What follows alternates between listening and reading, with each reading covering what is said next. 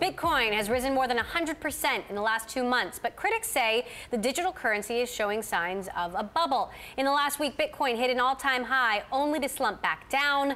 It's this kind of volatility that gets bears worried, not to mention questions about safety, fraud, lack of government recognition, and competition from other digital currencies.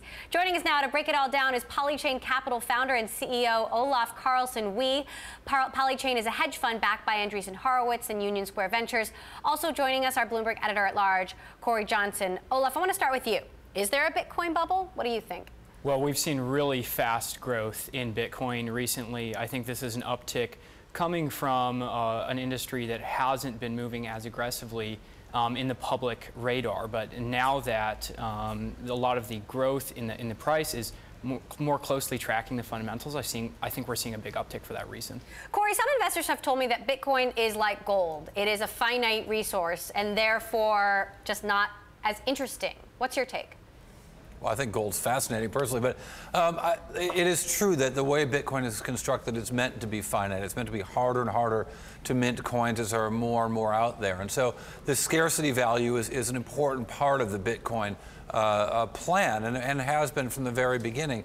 But I think, you know, for people in the Bitcoin community, they see all this investment, they see all this excitement, they know all these deals, they can't believe their parents don't understand what they're doing. So when they see the price surge, I think it's seen as a validation of what they've all been working on. But there's absolutely an element of gold-like, of gold bug-like, both fervent belief and rabid speculation going on here. And you can see that in the reaction to the price. And you can, I thought you really did see that, you know, when you showed that 5-day chart 5 days ago, when you saw that really dramatic 1 hour 20% sell-off in Bitcoin, you can really see that it is so speculative, this current wild ride that Bitcoin's on, that while the long-term value of Bitcoin may be in the eye of the beholder, the volatility is really in the eye of the speculator. Now, I've been talking to investors who've said Bitcoin is old news. The new hot cryptocurrency is something called Ethereum. In fact, I interviewed Fred Wilson of Union Square Ventures and asked him for his prediction for the year, and he had this to say about cryptocurrency in general. Take a listen. I think that Ethereum will bypass, the market cap of Ethereum will bypass the market cap of Bitcoin by the end of the year. So of all the predictions he could have made about anything in tech, that is what he chose. Olaf, first of all, explain how Bitcoin and Ethereum are different. Yeah, so Bitcoin has a programming language that you can use to interact with the protocol as a developer.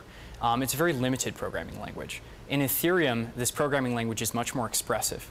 And it's higher level. What this means is that for developers building applications on top of the protocol, it's actually much easier to work with. So what we've seen in Ethereum is a much richer organic developer ecosystem develop very, very quickly, which is what has driven Ethereum's price growth, which has been actually much more aggressive than Bitcoin. So would you agree with what Fred had to say? Yeah, I would agree with Fred. You think the market cap is going to surpass? I don't know if I would agree with as aggressive a timeline as Fred, but I think in the long term, absolutely. How long? I would give it maybe, I would extend that out 1 year. So maybe by the end of 2018. Interesting. Cory, what are your thoughts?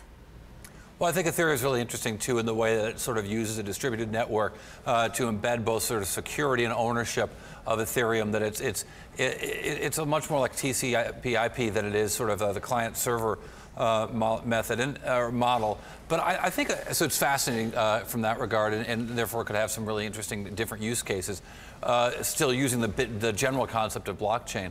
But I think that the other problem is that it's harder and harder to use Bitcoin. And one of the big issues that I think not a lot of people are talking about in the Bitcoin world are how hard it is to close a transaction. The speed of closing a transaction in Bitcoin is getting exponentially worse. And it's been happening, interestingly, coinciding with the big rise in the price. But it's just hard to do a deal on Bitcoin right now. We're showing a chart right now that shows how long it takes to get a confirmation on the Bitcoin network of a Bitcoin transaction. And it's getting slower and slower, and that may be a problem that's embedded into the actual coin itself, so that the Bitcoin can't really get out of its own way with this problem. There's been a lot of discussion of this problem for some time, well over a year in the Bitcoin community, but the fixes haven't worked. And the proposed fixes are challenging the very nature of Bitcoin. So unless a solution is found to this, I think that it's going to be a real problem, a wind in the face of Bitcoin's ascendancy, because the transactions, the deals just can't get done.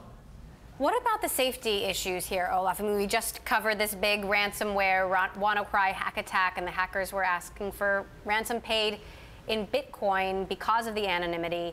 Will that change? Well, you know, I think these technologies basically offer a whole new suite of use cases that weren't possible beforehand. So that includes both good actors and bad, just like the internet itself enabled both good and bad people. Are there any other cryptocurrencies that we should be watching? Oh, many others.